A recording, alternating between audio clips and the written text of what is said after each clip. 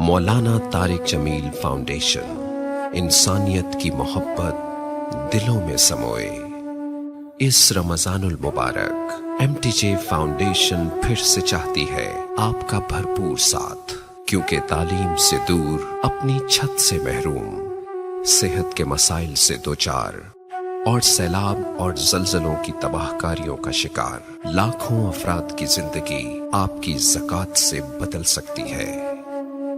اپنی زکوٰۃ، صدقات اور عطیات ایم ٹی جے فاؤنڈیشن کو دیں۔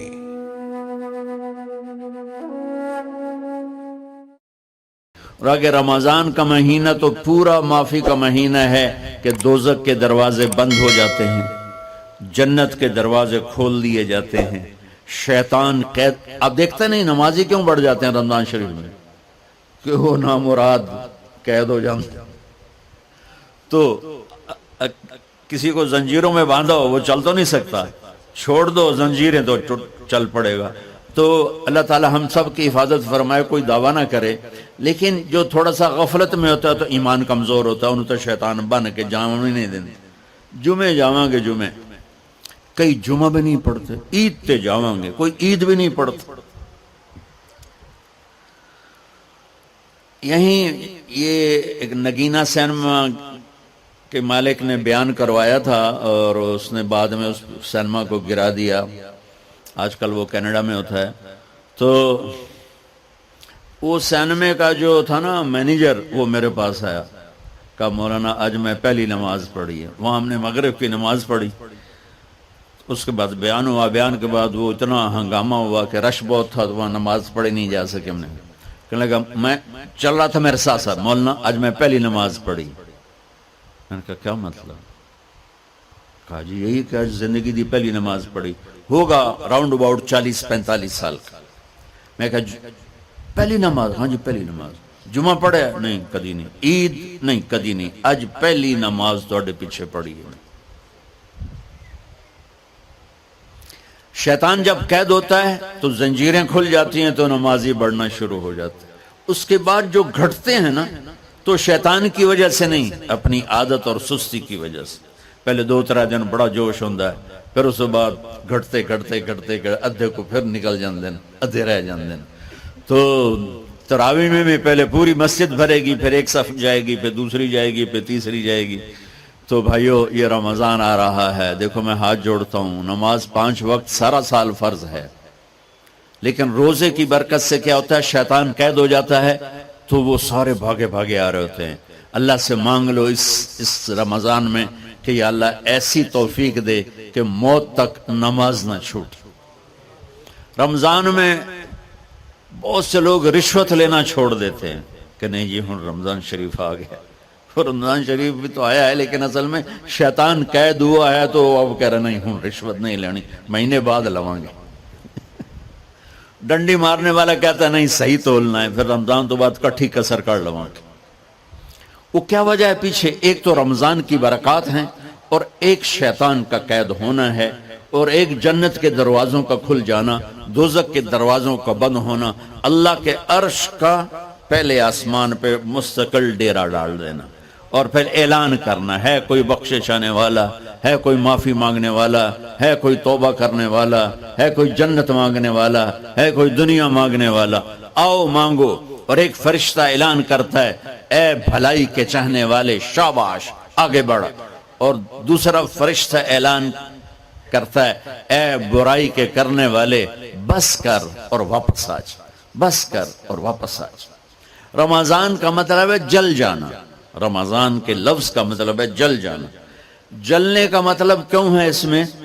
کہ رمضان میں اللہ سارے گناہوں سے اپنے بندوں کو پاک کر دیتا ہے، اور ان کے گناہوں کو جلا دیتا ہے، جس سے وہ پاک ہو کر سونا آگ میں جل کے خالص ہو کے باہر آتا ہے، روزہ رکھنے والا بھوک کی آگ میں جل کے خالص ہو کے باہر آ جاتا ہے، اللہ اس کے سارے گناہ معاف فرماتا ہے۔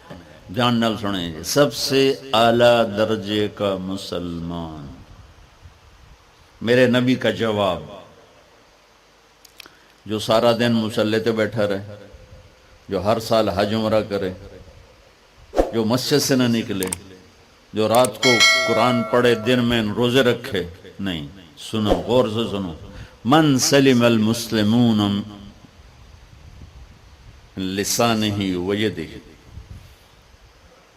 سب سے اعلیٰ درجے کا مسلمان فیصلہ بات کا وہ ہے جو اپنے مسلمانوں کو تکلیف نہ پہنچائے، جو ہاتھ اور زبان سے کسی کو تکلیف نہ پہنچائے، وہ سب سے اعلیٰ درجے کا مسلمان ہے.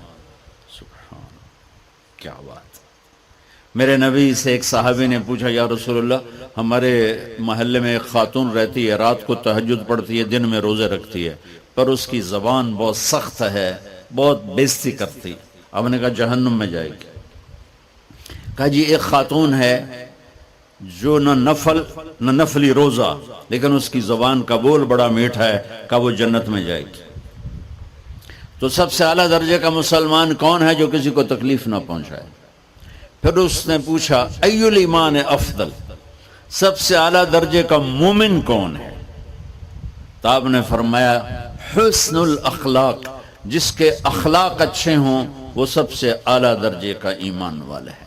کیونکہ تکلیف نہ پہنچانا اخلاق کی ایک صفت ہے، اور اخلاق کی بے شمار اقسام. میرے نبی نے فرمایا اچھے اخلاق 360 صفات کا نام ہے. ایک صفت بھی کسی مسلمان مرد عورت کے اندر ہوگی تو جنت میں چلا جائے گا. سامنے ابو بکر بیٹھے تھے، کہنے لگے یا رسول اللہ کو میرے اندر بھی ہے؟ تو آپ نے فرمایا تیرے اندر ساری ہے، ساری تیرے اندر ساری. تو ابتدا بھی بتا دی، انتہا بھی بتا دی. اور عبادت بھی مسلمان کو اخلاق تک پہنچاتی ہے. اب سنو قرآن سے، اللہ تعالیٰ انسان کسے کہتا ہے؟ ایمان والوں کو. ان الذین کفروا من اہل الکتاب والمشرکین فی نار جہنم خالدین فیہا اولئک ہم شر البریہ. سب سے بدترین مخلوق وہ ہے جو اللہ کو نہ مانے، جو اللہ کہ دین کو نہ مانے. آپ نے کہا وہ سب سے بدترین مخلوق. تو لا الہ الا اللہ محمد رسول اللہ ہمیں انسانیت میں داخل کرتا ہے. انسان ہے ہی وہ جو لا الہ الا اللہ محمد رسول اللہ کا کلمہ پڑھتا ہو میرے رب کے نزدیک. نماز کیا ہے؟ نماز کیا ہے؟ بول بھائی. ہاں، میرا اللہ کہتا ہے ان الصلاۃ تنہا. اب آئی نہیں چل رہا.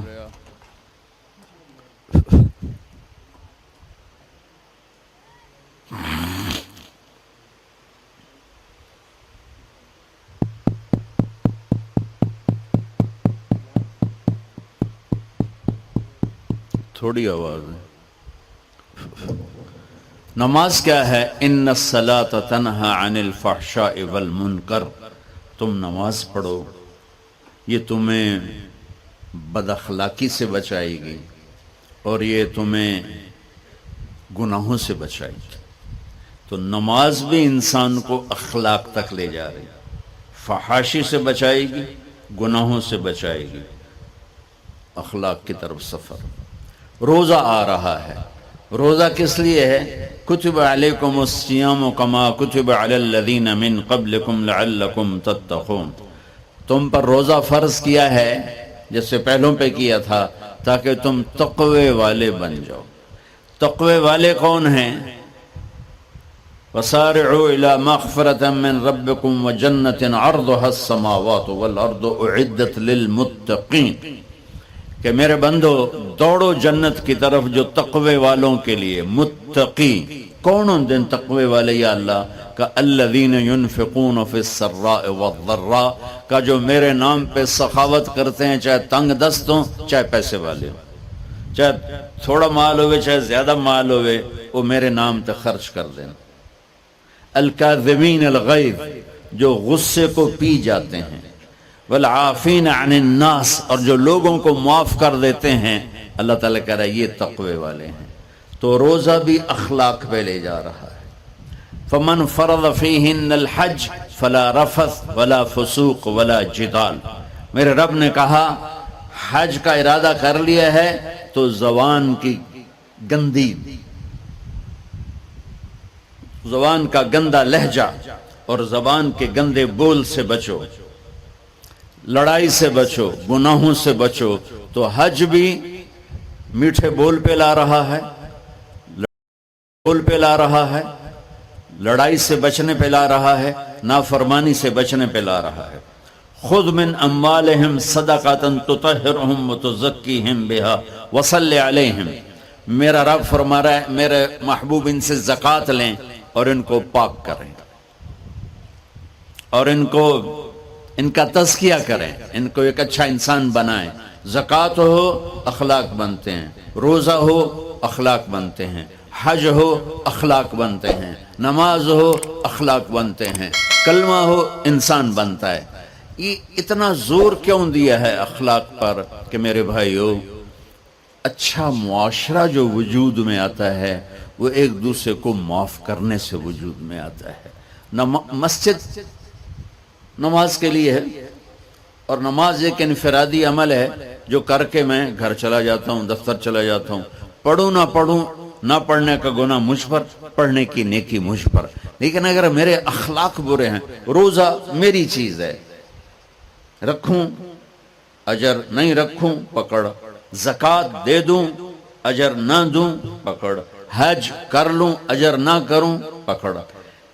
صرف میری ذات سے کے گرد ہے نماز بھی، روزہ بھی، حج بھی، زکوٰۃ بھی. لیکن برے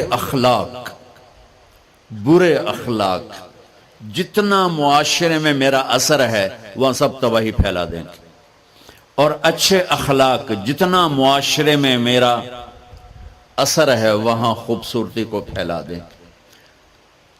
عبادت چھپ جاتی ہے. میں نے فجر پڑھی ہے کہ نہیں پڑھی آپ کو پتہ ہے؟ بولو آپ نے پڑھی ہے یا نہیں پڑھی؟ مجھے کوئی پتہ ہے نہیں ہے. لیکن یہاں بیٹھ کے اللہ نہ کرے میں فرقہ واریت کی بات کروں، آپ سب کو پتہ چلے گا کہ نہیں چلے گا کہ مولوی اگلا رہا ہے. اور یہاں بیٹھ کے میں محبت کی بات کروں تو آپ کو پتہ چلے گا کہ نہیں چلے گا کہ یہ محمد مصطفیٰ صلی اللہ علیہ وسلم والے اخلاق بتا رہا ہے. تو اخلاق چھپتے نہیں، برے ہوں یا اچھے ہوں ظاہر ہوتے ہیں. اور سب سے زیادہ اس آدمی کا خاندان، جس آدمی کو بدتمیزی کی عادت ہے وہ بیوی کے دل کو برباد کر دے گا، ماں باپ کے دل کو برباد کر دے گا، اولاد کو برباد کر دے گا، دوستوں کو، نوکروں کو برباد کر دے گا. اس کے نوکر سامنے کہیں گے میاں صاحب، شیخ صاحب، سیڑ صاحب، خان صاحب، اتھے جا کے گالی کڈن گے. اور جس کے اخلاق اچھے ہوتے ہیں وہ اپنے گھر کو خوبصورت بنا دیتا ہے، رشتوں کو خوبصورت بنا دیتا ہے، ملازموں کو خوبصورت بنا دیتا ہے، اپنے کاروبار کو، اپنی زندگی کو، ہر پہلو اس کا خوبصورت ہو جاتا ہے. اچھے اخلاق لباس کی طرح ہیں جو میرا ہر عیب چھپا لیتے ہیں، اور برے اخلاق ننگے آدمی کی طرح ہے جس کا ہر عیب سامنے آ جاتا ہے. اور اللہ کی رحمت اتنی طاقتور ہے کہ میرا رب فرماتا ہے، یہ تو میں نے 5 غلطیاں بتائی ہیں، لیکن میرا رب فرماتا ہے میرا بندہ میں تجھے عمر بھی دیتا ہوں، طاقت بھی دیتا ہوں، تو اتنے گناہ کر کے زمین فیصل آباد کی سے اٹھا کر آسمان کی چھت کو لگا دے. ساری دنیا گناہ گار ہو جائے نا تو آسمان کیا چاند تک بھی گناہ نہیں جا سکتے. اور میرا اللہ کہہ رہا ہے ایک مرد عورت اتنے گناہ کرے کہ آسمان کی چھت کو لگا دے، پھر صرف ایک دفعہ مجھے کہے یا اللہ معاف کر تو میں سارے ہی معاف کر دوں. تو بھائیو یہ رات بھی معافی مانگنے کی ہے. تو میرے عزیز اور رمضان شریف آ رہا ہے، اپنے دل کو کینت سے صاف کرو، بغض سے صاف کرو، نفرت سے صاف کرو. کسی سے لڑے ہوئے ہو اللہ کے واسطے صلح کر لو. یہ لڑنے کی جگہ نہیں ہے، محبت کر کے جاؤ تو اللہ بڑے اونچے عالی درجات نصیب فرمائے گا. اور اللہ تعالیٰ موقع دے تو رمضان میں ایک 3 دن تبلیغ میں اللہ کے راستے میں ضرور لگا لینا. تو سارے بھائی نیت کرتے ہو؟ سنتیں پڑھو.